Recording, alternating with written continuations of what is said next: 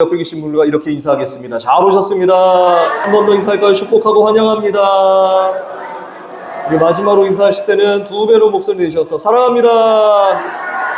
네, 감사합니다. 우리 하나님께서 정말 이 시간 너무나도 늘 이 사랑의 고백이 넘치는 우리 청웃교회가 되기를 간절히 소망합니다. 네, 감사합니다. 오늘은 이제 구약성경 우리 창세기 12장 1절에서 9절까지의 말씀, 복 있는 사람이라는 제목으로 여러분들과 은혜의 말씀 나누기를 원합니다. 오늘 이제 창세기, 이 창세기를 보게 되면, 창세기는 성경책 중에 몇 번째 책인가요? 그렇죠. 네, 첫 번째 책입니다. 예, 여러분도 잘 아시다시피 창세기는 바로 이 성경의 문을 여는 그런 책이라고 볼 수 있죠. 그래서 여러분 이제 어떤 책을 보든지 어떤 글을 보든지 이 가장 앞부분의 내용을 잘 읽어야 그 책의 내용이 어떤 내용인지를 우리가 잘 알 수가 있게 되는 것이죠. 이 작가도 이게 보면은 글을 쓸 때 이 첫머리에 글을 탁 쓰면서 이 책은 이러한 책입니다 라는 것을 이렇게 잘 정리해야지 이 독자들하고도 이 내용이 어떤 책인지를 잘 소통할 수가 있게 되는 것이죠. 바로 이 창세기가 성경에서 바로 그런 역할을 하는 책입니다. 그래서 이 하나님의 말씀인 성경이 가장 처음 성경이 이 창세기를 통해서 이 세상과 그리고 우리 사람들과 인간의 역사가 어떻게 시작됐고 그리고 이 하나님께서 이 역사를 어떻게 창조하시면서 흘러가게 하시는지에 대해서 알 수 있게 하는 책이 바로 이 창세기입니다. 자, 그러니 창세기를 읽어야 될까요? 말아야 될까요? 읽으시는 분에게 우리 하나님의 은혜가 넘칠 줄 믿습니다. 네, 이 성경 말씀 우리가 열심히 읽자라는 것이죠. 네, 우리 천고마비의 계절, 이 가을에 이제 도래했지 않습니까? 이 가을에 우리가 또 하나님 말씀을 이 좋은 계절에 우리가 잘 읽고 어제 또 비가 많이 왔는데 여러분들께서 또 이렇게 또 예배에 잘 참석해 주셔서 감사하고 무엇보다도 정말 이 좋은 계절에 무엇보다도 우리 몸도 이제 우리 몸이 살찌는 이제 절기가 다가오고 있습니다.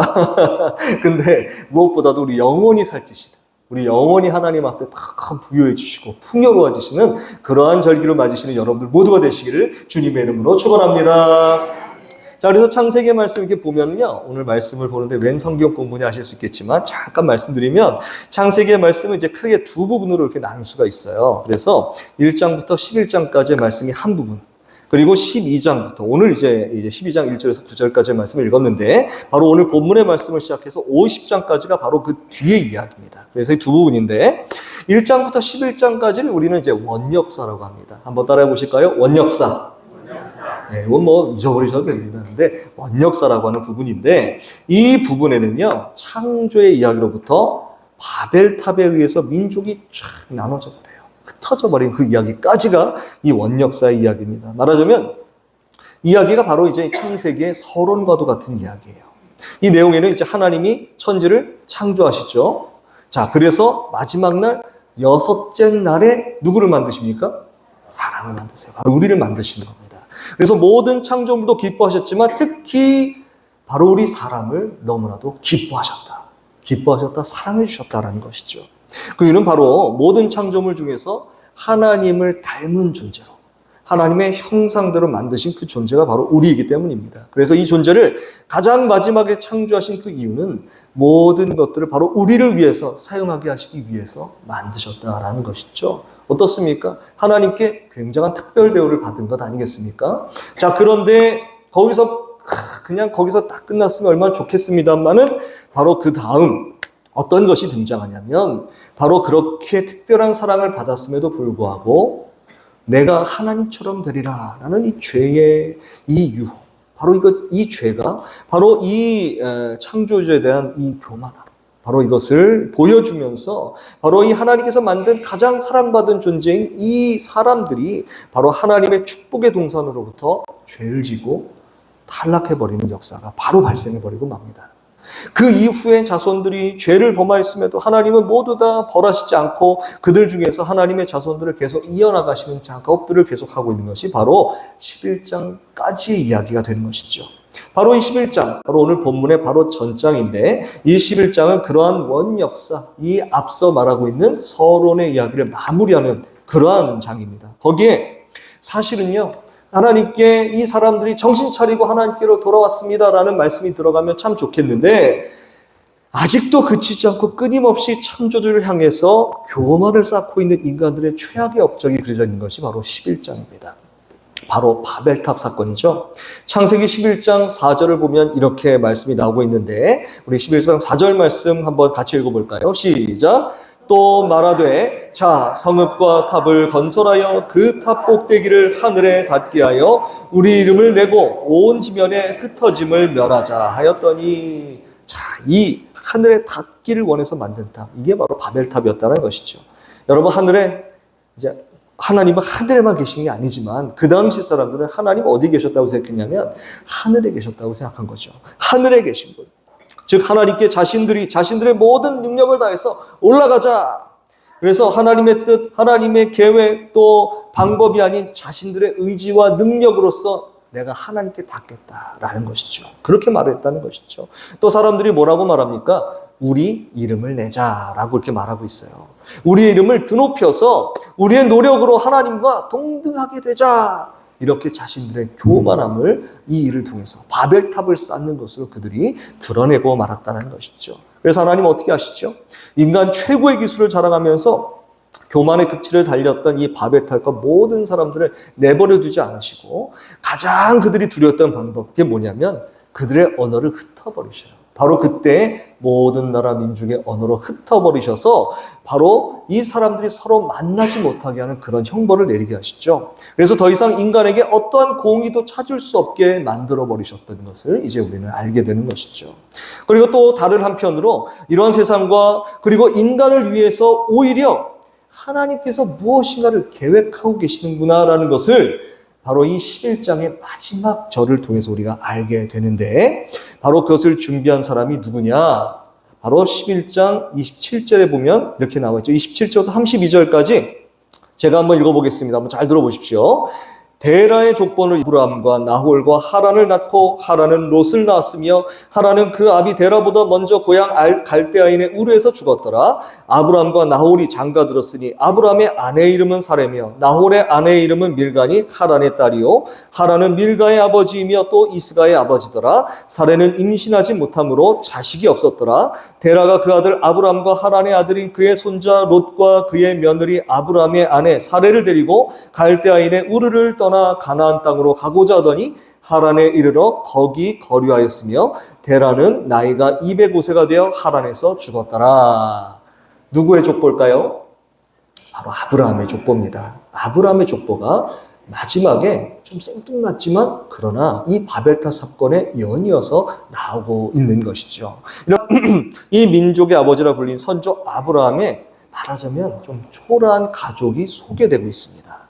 아마도 세상은 원역사로 그대로 끝나버릴 수도 있었을 거예요. 그러나 방금 읽은 이 11장 마지막의 말씀으로 인해서 하나님께서는 아브라함이라는 사실은 미지의 사람을 알려주고 있어요. 알지 못했어요. 이전에 한 번도 등장한 적이 없는 사람이에요.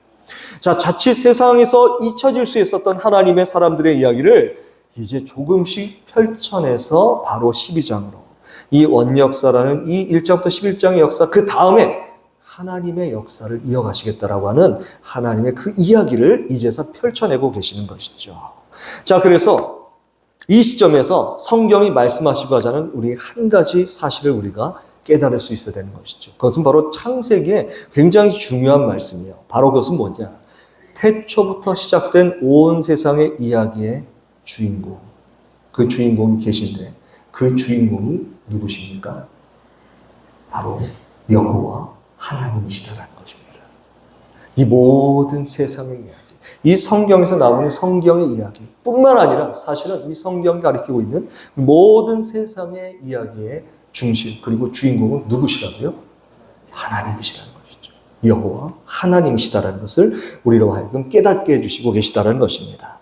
자, 이제 창세기 12장 1절에서 3절까지의 말씀을 여러분 한번 우리가 같이 한번 읽어보도록 하겠습니다. 시작! 여호와께서 아브라함에게 이르시되 너는 너의 고향과 친척과 아버지의 집을 떠나 내가 네게 보여줄 땅으로 가라. 내가 너로 큰 민족을 이루고 네게 복을 주어 내 이름을 창대하게 하리니 너는 복이 될지라. 너를 축복하는 자에게는 내가 복을 내리고 너를 저주하는 자에게는 내가 저주하리니 땅의 모든 족속이 너로 말미암아 복을 얻을 것이라 하신지라. 아멘. 자, 하나님은 세상의 역사를 1장에서 11장까지의 그 역사로 딱 종결시키지 않기를 원하시고 계시는 거예요. 바로 그것이 이 12장 1절에서 3절까지 미지의 사람 아브라함을 부르셔서 그에게 축복의 말씀을 던지는 것으로 또 다른 이야기를 시작하고 계시기 때문이에요. 아브라함은 노아의 아들인 셈의 후손 데라의 아들이에요. 자, 하나님께서는 이 앞에 조금 더 거슬러 올라가면 창세기 6장에서 8장까지 사람이 죄악의 온 땅을 심각하게 오염시키고 있어서 홍수 심판을 내리심과 동시에 하나님의 백성의 가족을 구원해 주시죠. 이 가족이 바로 노아의 가족들이에요. 하나님의 구원을 경험한 이 가족의 족보가 아브라함의 아버지인 데라에게 이렇게 연결되어지고 있는 것이죠. 그래서 여러분, 이 이야기 굉장히 재밌습니다. 하나님의 가족들의 족보가 이 창세기 1장부터 11장까지 쭉 나오고 있는데 이 이야기를 우리가 좀 알고 있어야지 아브라함이 어떤 사람인지를 좀 우리가 알 수가 있어요. 그래서 여러분들 꼭 혹시라도 오늘 집에 가시면 그냥 오늘 말씀을 딱 그냥 오늘 말씀 읽었으니까 됐어. 덮어두지 마시고 이 앞장을 한번 여러분들 읽어보시면 그래서 아브라함이 이렇게 됐구나라는 것을 좀 알 수가 있으실 거예요.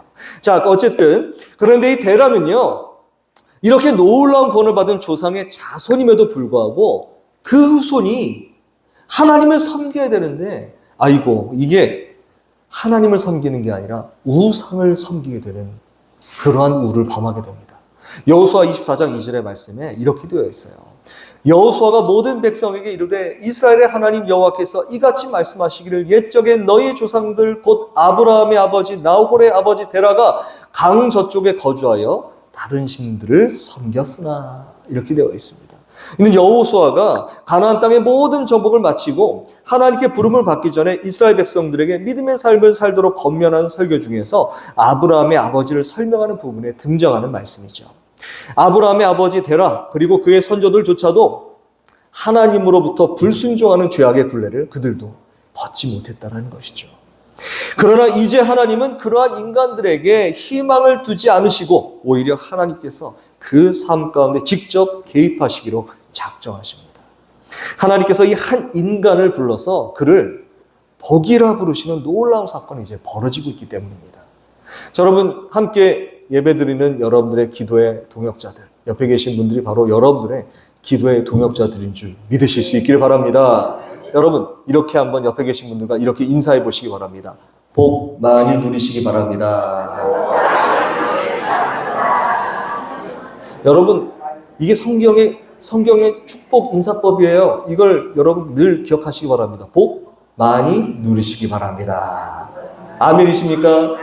그렇습니다. 여러분, 얼마나 참 좋은 인사예요. 복 많이 누리시기 바랍니다. 그런데 여러분께서 많이 누려야 하신 이 복, 이렇게 선포하신 이 복은 어떠한 복인가요? 오늘 본문 1절에 이를 알 수 있는 동사가 등장하고 있는데 오늘 본문 1절을 다시 한번 우리 보겠습니다. 1절 말씀 한번 다시 읽어볼까요? 시작! 여호와께서 아브라함에게 이르시되 너는 너의 고향과 친척과 아버지의 집을 떠나 내가 네게 보여줄 땅으로 자, 어떻게 하라고요? 가라. 바로 이 마지막에 위치한 동사 가라가 바로 그 힌트예요. 가라라는 이 동사의 히브리어 원어의 그 의미를 살려가지고요. 이 문장을 다시 해석하면 이러한 뜻이 되는 거예요. 좀 어려울 수 있는데 너희에게 연결되어져서 너에게만 관련해서 말한다. 너는 가라. 이런 말인 거예요. 자, 여러분, 이 말은 뭐냐? 하나님은 이 명령을 다른 어떤 누구에게 준 것이 아니라 오직 누구에게만 주고 계시는 거예요. 아브라함에게만 주고 계시다라는 말씀이에요.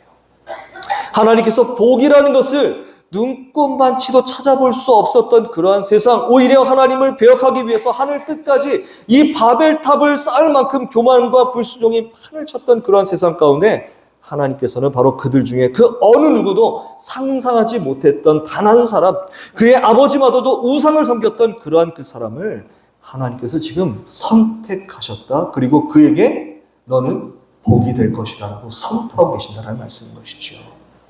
여러분, 우리를 하나님께서 뭐라고 부르신다고요? 너는 복이 될 것이다. 말씀하시는 하나님이신 줄 믿으실 수 있기를 바랍니다. 그가 바로 하나님이 주시고자 하는 복이 될 사람인데, 그 사람은 바로 이렇게 하나님이 선택하신 이 부르심에 즉각적으로 순종할 사람이었다라는 것이죠.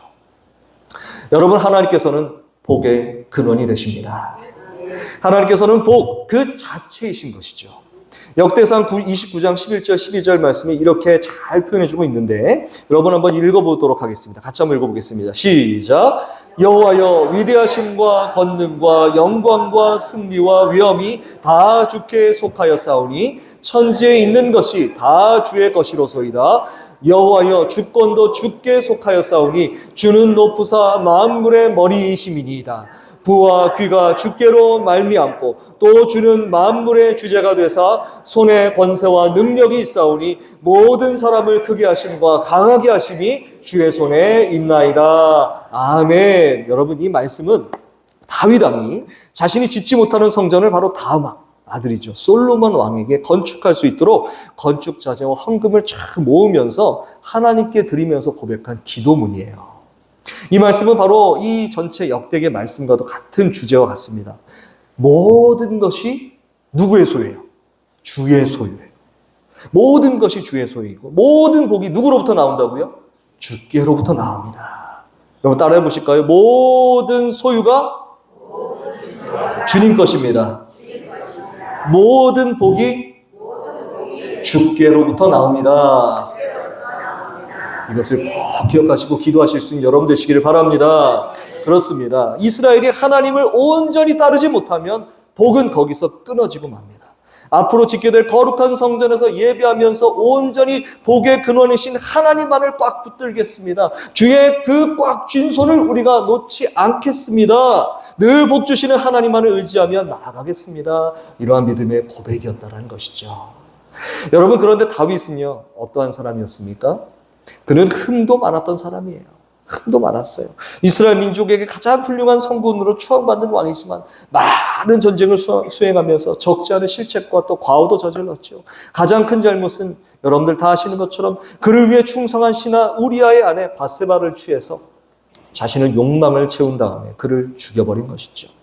다윗이 본받을 만한 믿음의 선조인 것은 사실 이렇게 추악한 범죄를 저질렀음에도 그는 사울같이 하나님을 버리지 않고요, 하나님 앞으로 나아갑니다.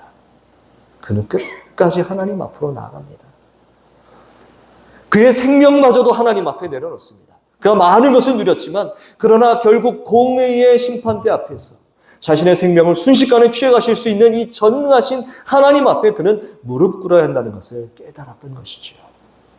우리가 오늘 본문을 통해 알아야 하는 것이 바로 이것입니다. 오직 하나님만이 온 세상 역사의 주인이십니다. 우리가 사는 세상의 주권과 통치는 오직 누구에게 있다고요? 하나님께 있다라는 것입니다. 옛날 왕이 통치하시던 시절에 임금의 하사품을 받는 것을 아주 매우 큰 영광으로 알았던 그런 시절이 있었죠. 이 땅에서 제한된 땅을 이 제한된 수명으로 통치하던 존재들의 영광도 굉장히 값진 것으로 여겼단 말이에요.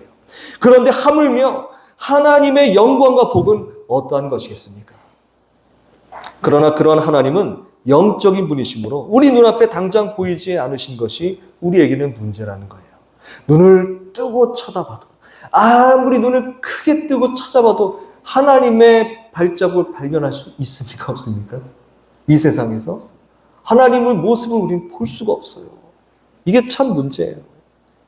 자, 그러므로 유한한 존재인 우리는 유한한 땅과 유한한 것들을 얻기 위해, 그 안에 위안을 얻기 위해서 눈에 보이지 않는 하나님의 영광을 우리는 자칫 평가절하해버리는 거죠. 낮게 취급해버리는, 아유, 하나님 보이시지도 않는데, 이러면서 이렇게 평가절하해버리는 것이죠. 아직도 우리의 세상은 창세기의 원역사인 이 1장에서 11장까지 바벨탑을 지었던 그 시절의 모습과 그리 다르지 않은 모습을 보여주고 있다는 것이죠. 질병과 또 전쟁, 반목과 갈등, 기후, 여러 가지 경제 위기, 여러 가지 것들, 정말 이런 것들이 계속 고조되어 가고 있죠. 많은 사람들이 신이 있는지, 하나님이 있는지, 정말 있으면 왜 이런 고난과 어려움이 계속되고 있는가라고 묻고 있습니다. 왜 모습을 보이시지 않는지, 왜 능력을 발현하셔서 이 모든 고통을 빨리 사라지지 않게 하는지 따지기도 하죠. 왜 당신의 자녀들을 사랑한다는 말씀하시면서 이 지독한 고통의 굴레가 도대체 벗어지지 않는 것인지, 왜 하나님의 교회가 이토록 어려움을 겪고 있는지에 대해서 세상은 의문을 표하고 있다는 것이죠. 그런데 여러분 기억하시기 바랍니다. 하나님은 하나님의 자녀들을 당신의 분명한 의지로 분명하게 선택하신 사실을 우리는 기억해야 된다는 것이죠. 여러분, 유대인 포로 수용소에 5살 남짓한 꼬마아이가 교수형에 처해져 가지고요, 이 독일군 교도관이 집행하던 밧줄에 탁 매달려 가지고 막 거기에 목이 메어서 몸부림을 치고 있어요. 5살밖에 안 된 꼬마아이예요. 바로 그렇게 막 몸부림을 치고 있을 때 많은 유대인들이 하나님 도대체 어디 계십니까? 하나님 어디에 계십니까? 저 아이가 고통받는 거 왜 하나님 보고 계시지 않습니까? 왜 내려주지 않으십니까? 마음이 아파서 막 그러고 있는데, 그곳에 있었던 엘리의 위즈레이라는 사람에게 하나님의 음성이 들렸어요. 얘야, 내가 지금 저 아이와 함께 교수형의 밧줄에 매달려 함께 고통받고 있단다. 우리 하나님 어디 계셨다고요? 이 5살 아이의 바로 옆에서 함께 고통받고 계셨다는 것이죠. 여러분, 우리의 하나님 아버지는 결코 사랑하는 자녀를 내버려 두지 않으시는 아버지이십니다. 그분이 왜 우리의 삶에 개입하시고 나와 함께하라 외치시는 것입니까?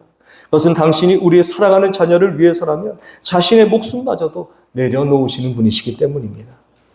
아무것도 내세울 것 없으면서 온통 죄로 뒤범벅된 채 당신 앞에 교만하기 짝이 없는 허세가 장렬하는 위선덩어리, 바로 우리들을 위해서 당신의 사랑하는 아들을 십자가에 못 박으시는 놀라운 은혜의 소유주이시기 때문입니다. 그러한 하나님께서 바로 우리를 부르시는 것이죠.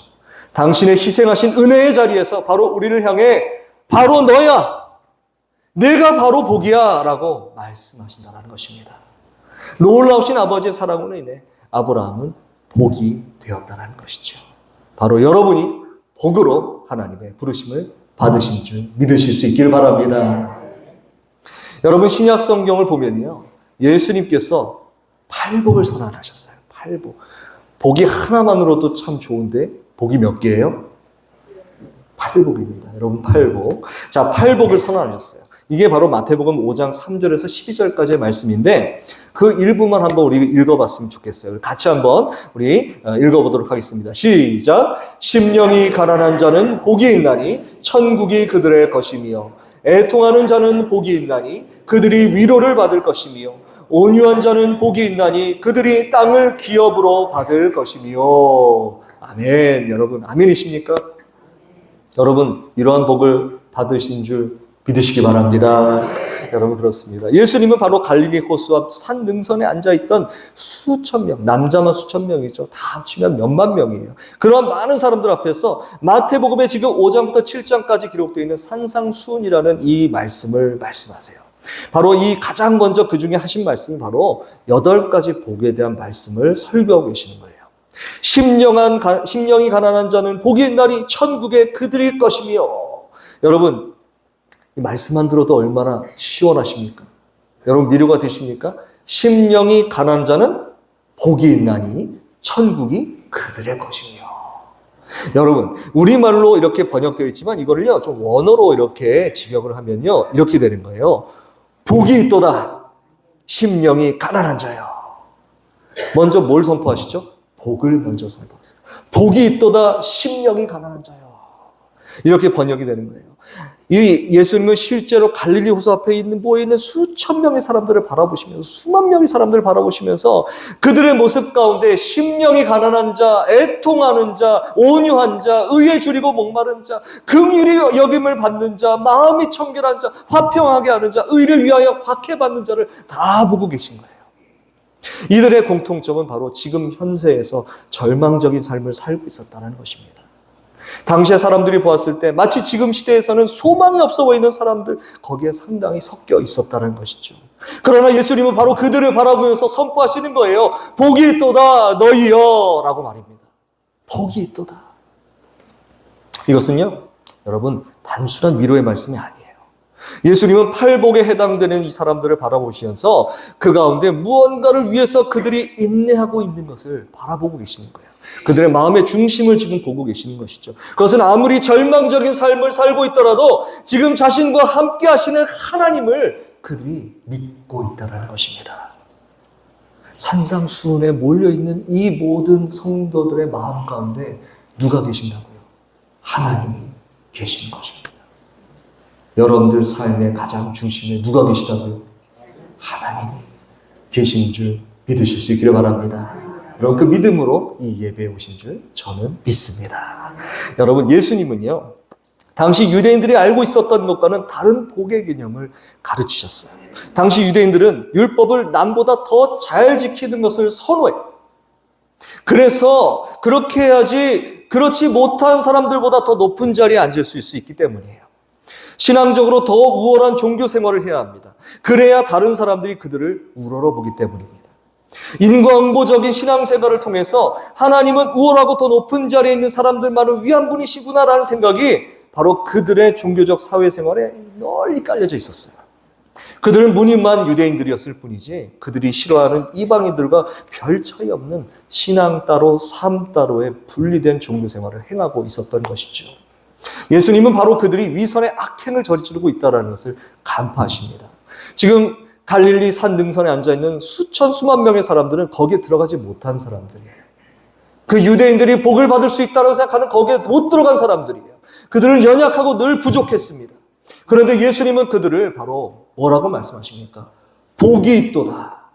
복이 있도다. 이렇게 말씀하시는 거예요.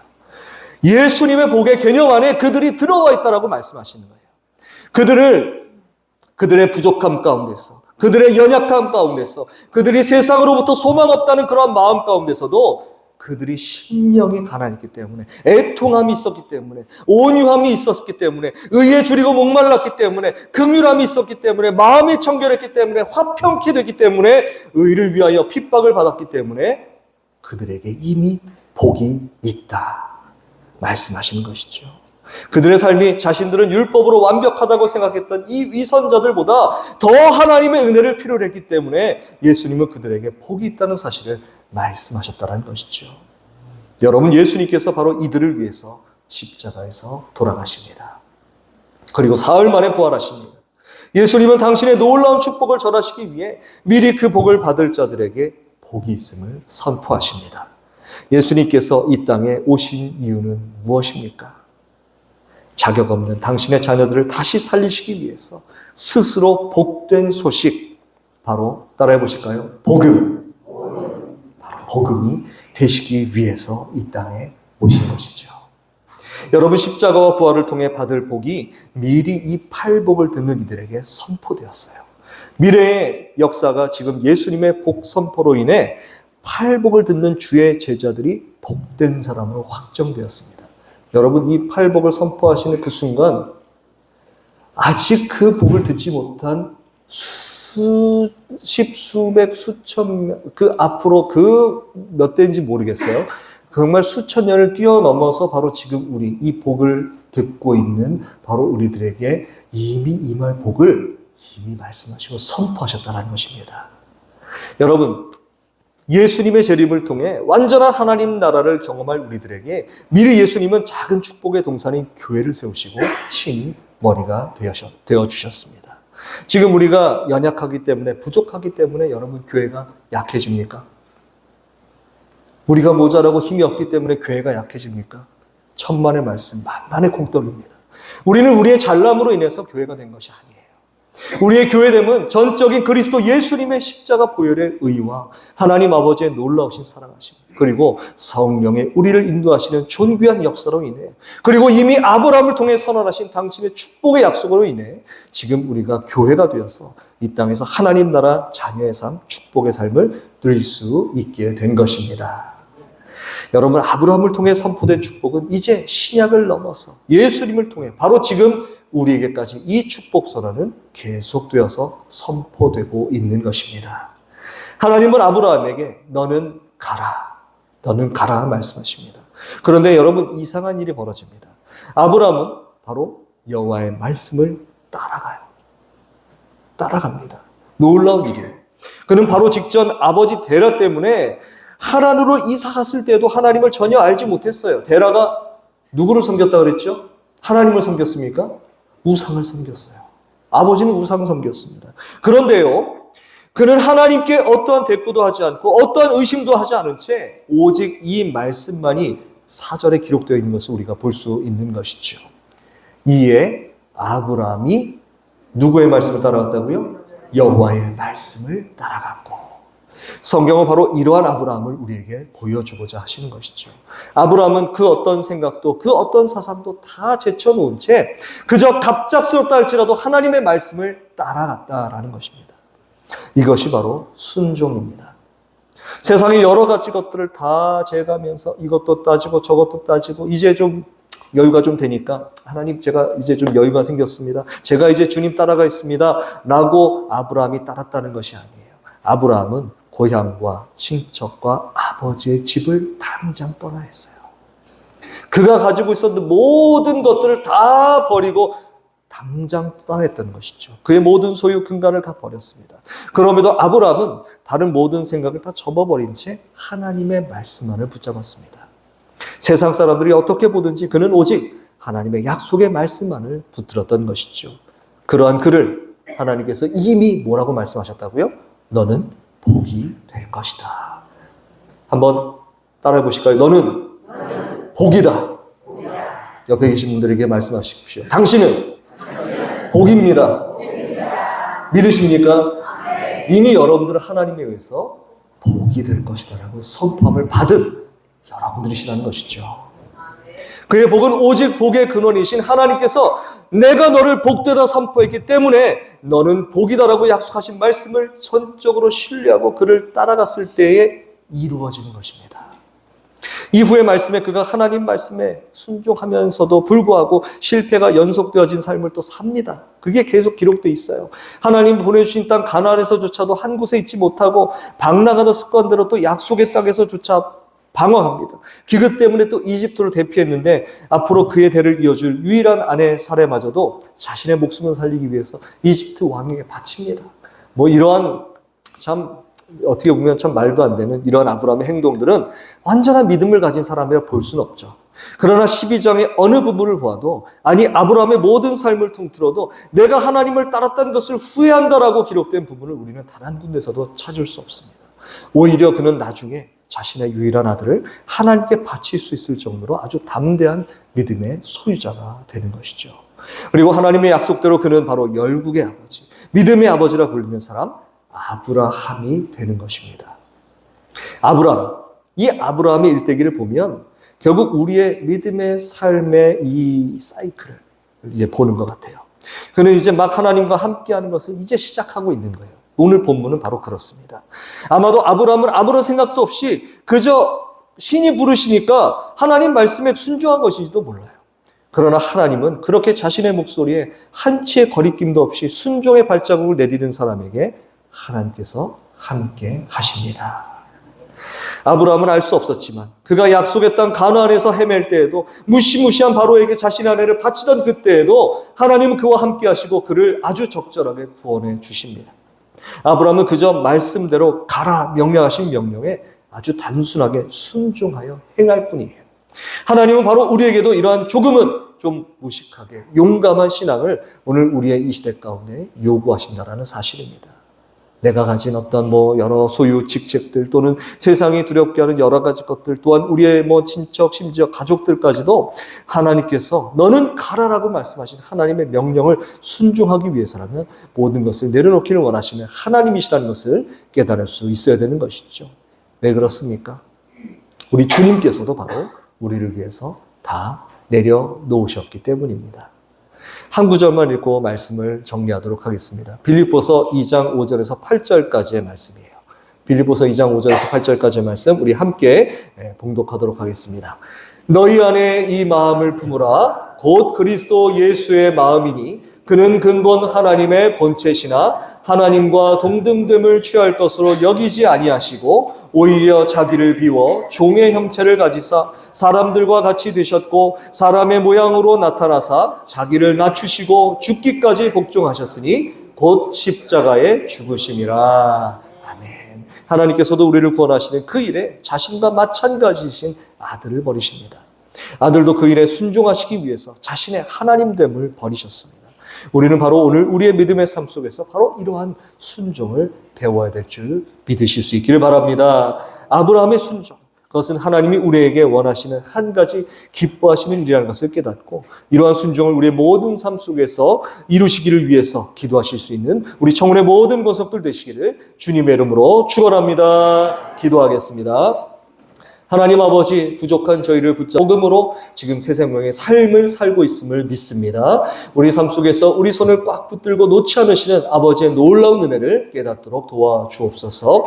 부족하지만 또 연약하지만 주님이 우리를 위해 행하신 놀라운 축복이 바로 우리의 삶을 지탱하고 있음을 깨닫고 주님의 은혜를 좇아 순종하며 나가는 주의 제자의 삶을 살아가게 하여 주시옵소서.